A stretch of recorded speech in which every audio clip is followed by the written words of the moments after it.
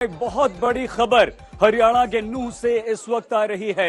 अवैध खनन रोकने गए डीएसपी की हत्या कर दी गई है और खनन माफियाओं ने डीएसपी पर ट्रक चढ़ा दिया है। उनका शव बरामद हुआ है। हरियाणा के नूंह से इस वक्त बेहद खतरनाक, दिल दहला देने वाली खबर आ रही है। किस तरह से अवैध खनन हो रहा है और माफियाओं का दबदबा बढ़ता जा रहा है, इसकी एक ये जीती जागती मिसाल है। हरियाणा के नूंह में जब अवैध खनन रोकने गए एक वरिष्ठ पुलिस अधिकारी और उनका शव बरामद हुआ, उन्हें मार डाला गया, तो हरियाणा के नूंह में डीएसपी की हत्या कर दी गई है। अवैध खनन माफिया के लोगों ने डीएसपी सुरेंद्र बिश्नोई को डंपर से कुचल दिया है। एक ट्रक वहां पर था, डंपर नुमा ट्रक बताया जा रहा है उसे। पंचगांव नूंह में एक जगह है, पंचगांव की पहाड़ियां हैं, जहां पर डीएसपी का शव बरामद कर लिया गया है। जबरदस्त तनाव है और ये इसलिए भी कि अवैध खनन रोकना पुलिस की जिम्मेदारी है। पुलिस को जब पता चला कि वहां पर अवैध खनन हो रहा है, तो ये जो इस वक्त तस्वीर आप देख रहे हैं, ये डीएसपी सुरेंद्र बिश्नोई की तस्वीर है और इनकी हत्या कर दी गई है। अवैध खनन ये वही इलाका है जो इस वक्त हम आज तक पर आपको दिखा रहे हैं और यहाँ पर अवैध खनन चल रहा था।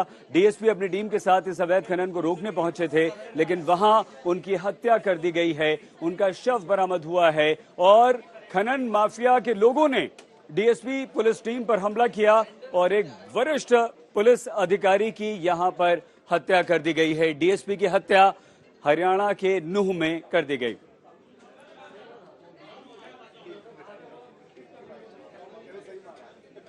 इस बेहद गंभीर खबर पर आज तक की नजर बनी हुई है, लेकिन खबरों के सिलसिले को आगे बढ़ाएंगे हमारे साथी शुभांकर। हमारे साथ इस वक्त अरविंद ओझा जुड़ रहे हैं। अरविंद, ये हैरान करने वाली खबर सामने आई मेवात से, जरा बताइए कि क्या है ये पूरा मामला और फिलहाल वहां क्या स्थिति है?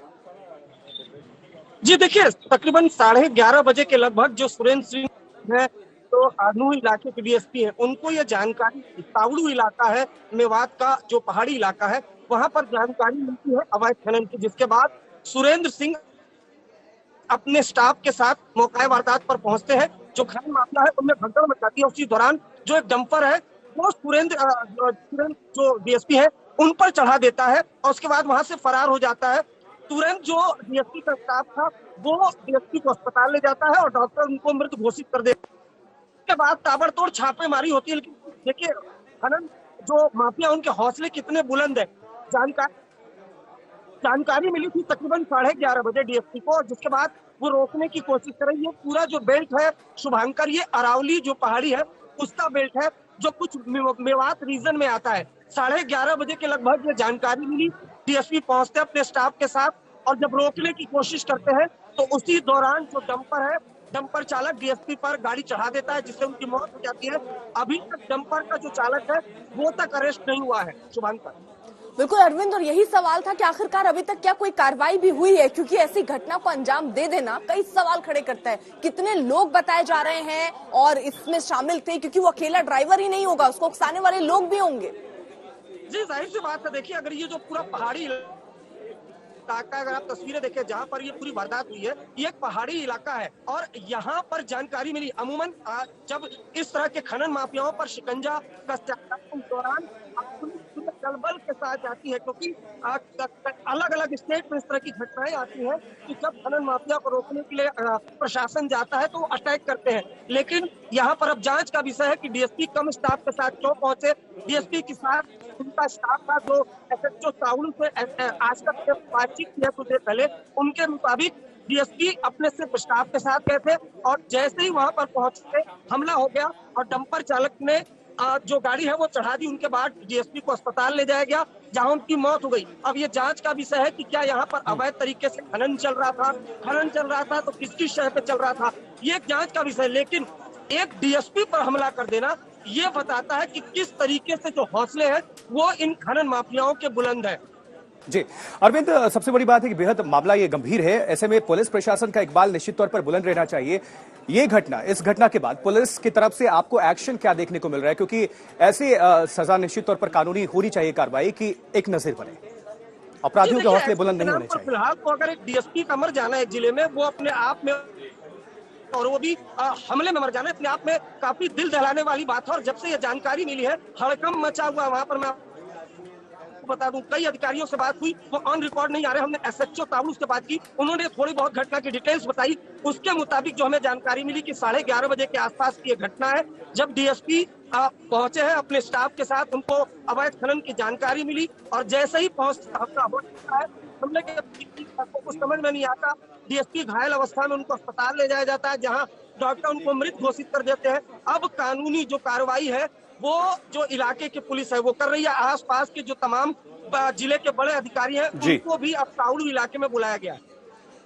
बिल्कुल अरविंद, लेकिन इस समय स्थिति जो है ये एक बेहद गंभीर मामला इसलिए है कि बहुत वरिष्ठ पुलिस अधिकारी डीएसपी की अगर हत्या कर दी जाती है तो उस इलाके के अवैध खनन करने वाले लोगों की जानकारी, कच्चा चिट्ठा तो पुलिस के पास होगा। क्या कोई फौरी कार्रवाई अभी हो पा रही है अरविंद?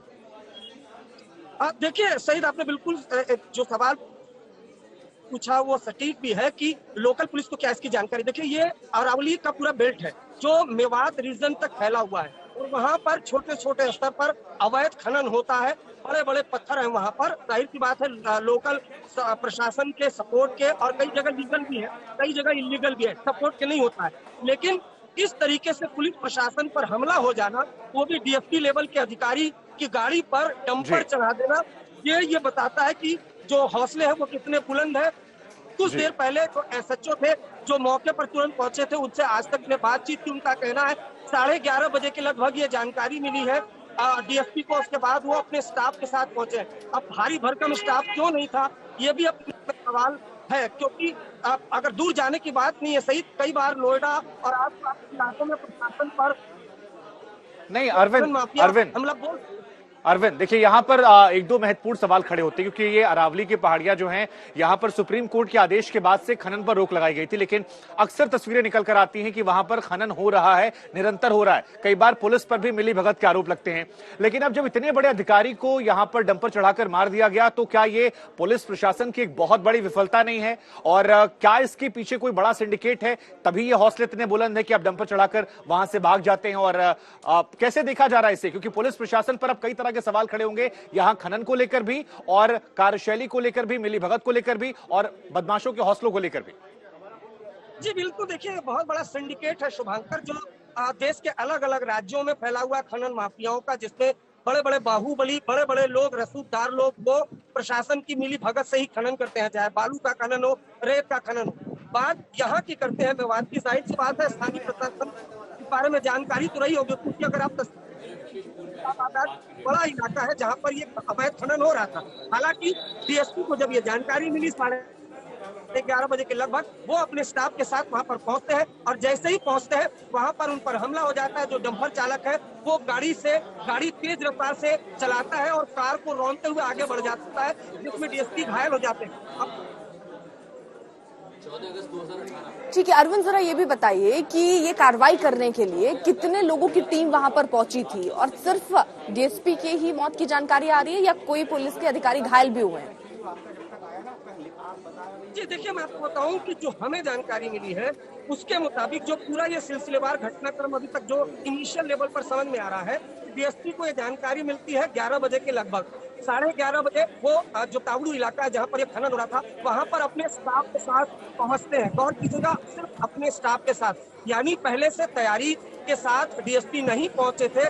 और शायद यही वजह है कि जो खनन माफिया है, जो डंपर चालक है, वो भागने की कोशिश में डीएसपी पर ही गाड़ी चढ़ा देता है, जिसमें डीएसपी की मौत हो जाती है। अब ये तफ्तीश का विषय है कि डीएसपी अपने स्टाफ के साथ भी वहां पर क्यों पहुंचे, क्या पूरी तैयारी के साथ नहीं पहुंचे, ये तफ्तीश का विषय है। लेकिन घटना है कि इसमें खनन कर रहे हैं, उनके हौसले जरूर बुलंद है।